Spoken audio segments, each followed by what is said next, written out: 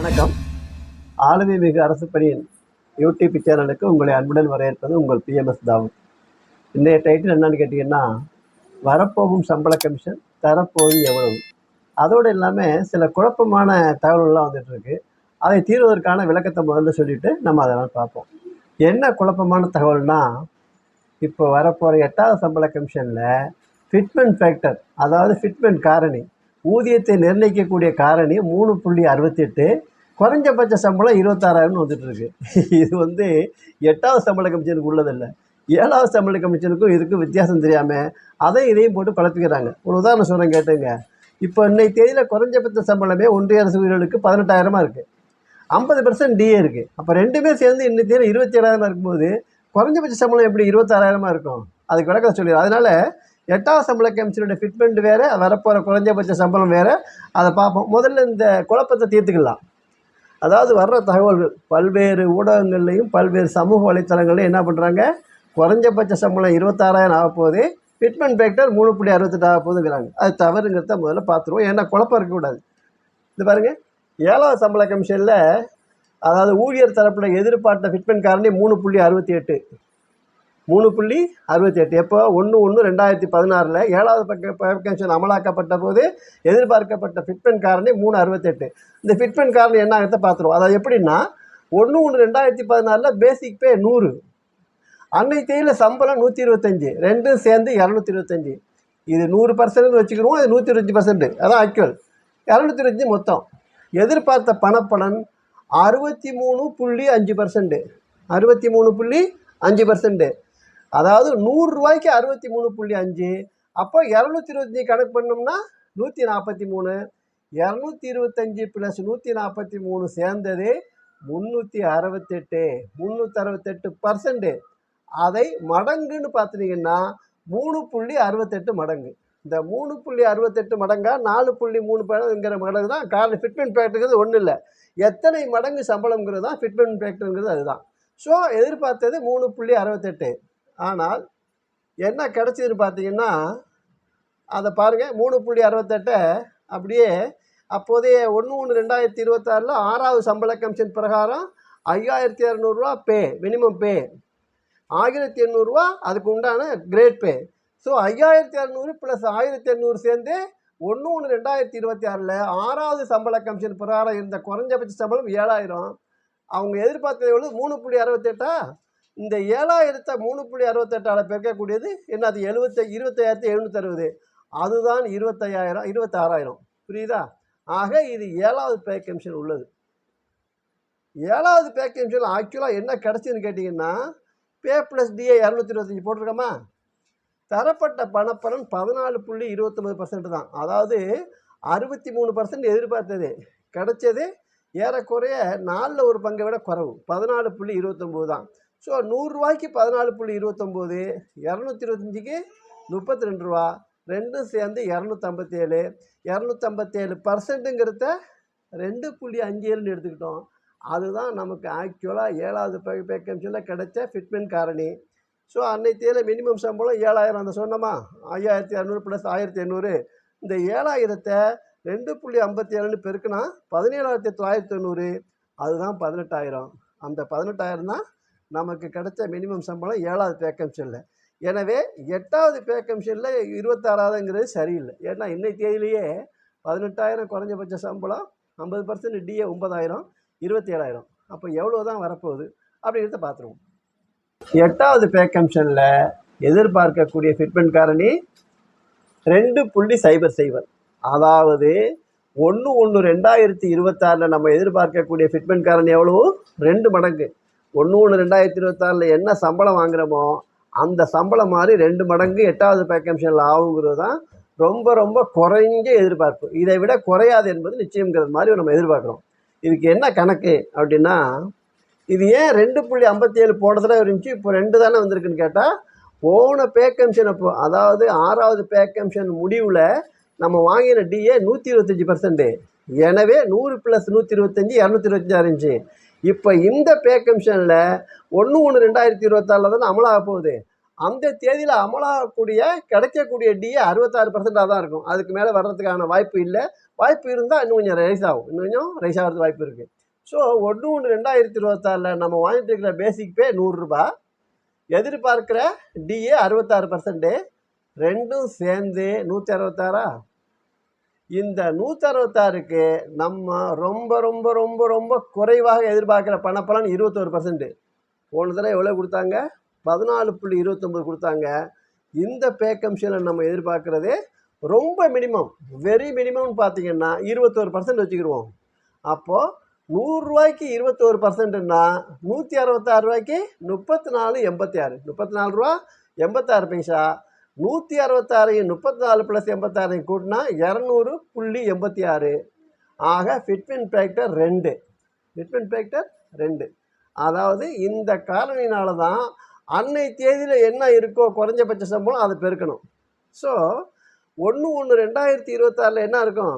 7வது பே கமிஷனுடைய குறைஞ்சபட்ச சம்பளம் தான் இருக்கும். அது எவ்வளவு? 18,000. ஸோ அன்னை தேதியில் குறைஞ்சபட்ச சம்பளத்தை 2ஆல் பெருக்கினா வரக்கூடிய நமக்கு குறைஞ்சபட்ச சம்பளம், அதாவது மிக மிக மிக மிக குறைஞ்ச சம்பளம் 36,000. சரிதானா? இது புரியுதா? இது ரொம்ப மினிமமாக நம்ம எதிர்பார்க்குறது. நடுநிலையான எதிர்பார்ப்பு ஒன்று இன்னைக்கு தேதியில் நிலவுது. என்னன்னா இது நியாயமானது தான். என்னன்னா ஃபிட்மெண்ட் ஃபேக்டர் 2.28 எதிர்பார்க்குறாங்க. நம்ம என்ன சொன்னோம் ஏற்கனவே? 2ன்னு பார்த்துருக்கோம். 2.28க்கு குறையாதுன்னு எதிர்பார்ப்பு இருக்குது. அதுக்கு என்ன கணக்கு அப்படின்னா 1/1/2026 பேசிக் பே 100 ரூபா. அந்த 100 ரூபாய்க்கு எதிர்பார்க்கக்கூடிய டிவே 66. இதே தான் 66. ரெண்டும் சேர்ந்தா 166. ரெண்டும் சேர்ந்தா 166. இதற்கு எதிர்பார்க்கக்கூடிய பணப்பலன்னா என்னன்னு நான் சொல்லிடுறேன். பே கமிஷன் ஒவ்வொரு இதுலையும் பே கமிஷன் என்ன பண்ணுவாங்க? அந்த சம்பளம் ப்ளஸ் டிஏயோட ஒரு குறிப்பிட்ட அமௌண்ட்டை நமக்கு அட்வான்டேஜாக கொடுப்பாங்க. அதான் பே கமிஷனுடைய பெனிஃபிட்டுங்கிறது தான். பே கமிஷன் பெனிஃபிட்டுங்கிறது இந்த பணப்பலன் தான். இப்போ நம்ம எதிர்பார்க்குறது இவ்வளோ தான் இருக்குது. 37.34 அல்லது 21 பார்த்துட்ருக்கோம். போன பே கமிஷனில் 14.29 தான். அதுக்கு முந்தின பே கமிஷனில் 54. இப்படி அதுக்கு முன்னால் குறைஞ்சிக்கிட்டே போயிட்டு, அப்படி முன்னாடி குறைஞ்சிட்டு போய் கடைசியில் 1வது பே கமிஷனில் 14 ஆகி போயிட்டு. ஸோ நம்ம என்ன பண்ணுறோம்? எல்லாம் ஒரே அடியாக எதிர்பார்க்காம நார்மலாக எதிர்பார்க்குறோம். அதன் பிரகாரம் நம்ம இந்த பே கமிஷனில் எதிர்பார்க்குறது 37.34%. அதாவது 100 ரூபாய்க்கு 37.34.